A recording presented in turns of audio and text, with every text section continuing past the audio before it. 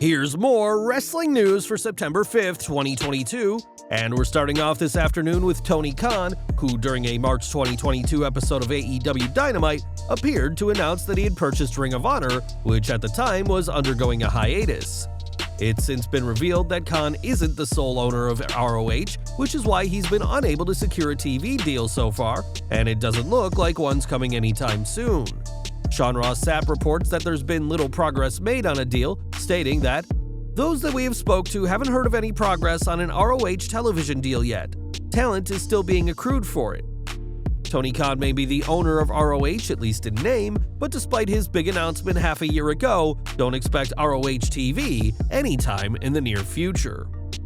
Khan was busy last night running the AEW All Out pay-per-view, which was a packed night for fans of the promotion.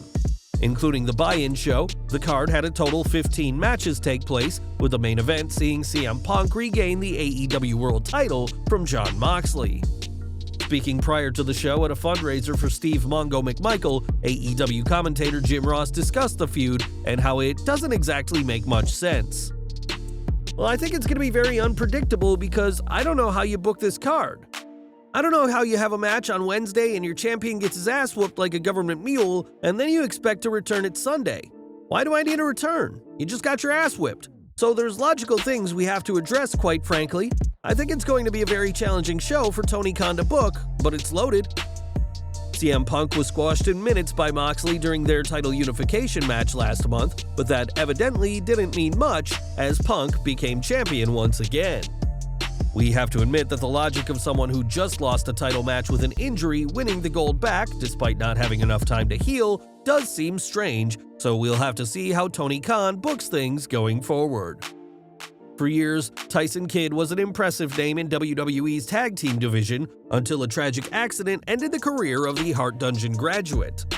Since his retirement, WWE has treated Kidd well, keeping him on as a backstage producer, but there's more than just his skill set that are keeping him around. When Ringside News asked about Kidd's situation, sources within WWE said his story is interesting and that he cannot be fired from his job. Tyson Kidd recently stated that he is okay with his in-ring career being over.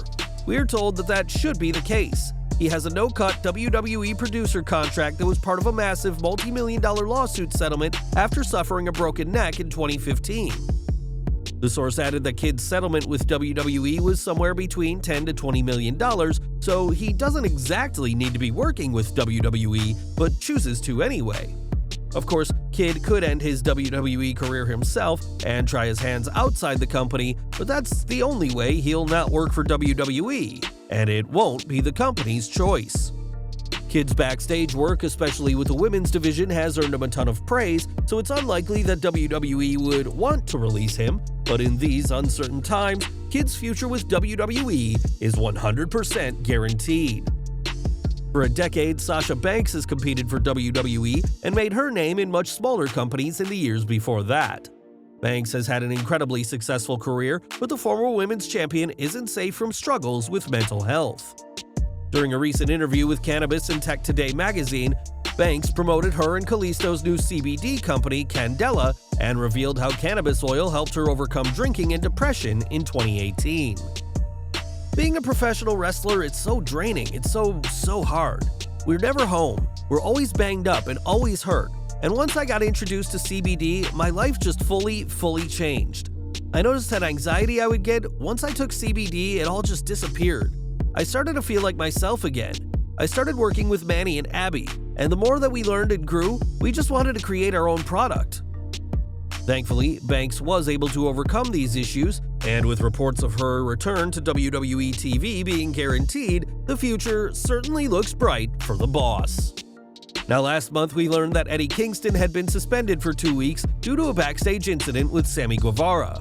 After Guevara mocked Kingston's weight during an in-character promo, the Mad King flipped out backstage, shoving Sammy in the face and earning himself the suspension. The two have tried to move past what happened, even defending each other from rude fans on social media, and we now know more about this situation. According to Fightful, the wrestlers were supposed to face each other at last night's All Out in a match that Kingston was meant to win. It was also reported that Kingston was one of a very small number of talents willing to work with Guevara, who had earned a reputation as difficult to work with following a feud with Ethan Page, Scorpio Sky, and Sanjay Dutt.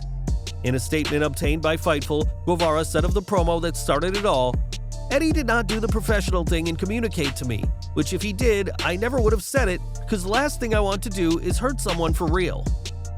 It's also reported that Kingston has a history of being aggressive and getting out of control backstage, but that their altercation was unnecessary. Kingston has vowed to learn from his mistakes, saying that he was wrong for what happened, and hopefully repeat incidents like these can be avoided. With Triple H at the helm of creative in WWE as its chief content officer, many have questioned whether or not he pays attention to the AEW product. That question was asked by Ariel Helwani of BT Sport, and Triple H had the following response. "Do I watch it on a week-to-week basis? No. Am I aware of what's happening there? To a degree. I'm not following everything they do. There's sometimes I'll see somebody who would say, 'Oh, it's very similar to what they do.' I'm like, I had no idea." Triple H also said that while he understands people think WWE's philosophy of everything being competition is cliché, it doesn't make it any less true. With that said, the WWE head of creative also believes that the key to success is not worrying about what the other promotions are doing. At the end of the day, you have to focus on what you're doing. You have to focus on your product. It doesn't matter what anybody else is doing. If people want to watch that product, there's nothing I can do about it. There's nothing that's going to prevent me from doing that, right? Focus on my product, make my product the best product it can possibly be, and I have confidence in that ability for this team. For the amount of people, for the talent that we have, I'll put our talent against anybody. That is how you are successful." Triple H admitted that WWE keeps tabs on Monday Night Football as well as other sports in order to be strategic when it comes to scheduling events. He believes those who think WWE's decision-makers look at what AEW is doing don't understand the big picture. When Sting joined WWE in 2014, fans were ecstatic, but sadly, a neck injury forced the icon to retire just the next year. Years later, after joining AEW, Sting would wrestle again and has teamed with Darby Allin since returning to the company. Speaking on the most recent episode of DDP Snake Pit, Allin revealed the special condition in Sting's first AEW contract and how it changed. When he first got to AEW, he originally signed on for just cinematic matches. We were training at his house down in Texas because he had a ring down there. I just straight up said to him, "Man, we don't need to do no cinematic matches, let's do this live." I kind of convinced him to think about it. While Sting's first few matches were pre-taped and allowed AEW to hide any limitations, that doesn't happen much anymore, as AEW and Sting have confidence in the icon's abilities. Last night, Sting, Miro, and Allin teamed together to defeat the House of Black in the penultimate match at All Out, and even at 62 years old and a career-ending neck injury, the Stinger can still go in the ring. When you think of great technical wrestlers, few names spring to mind faster than Kurt Angle. After proving himself in the 1996 Olympics with a broken freaking neck no less, the gold medalist would become a star in wrestling, but has never made it in the world of cinema.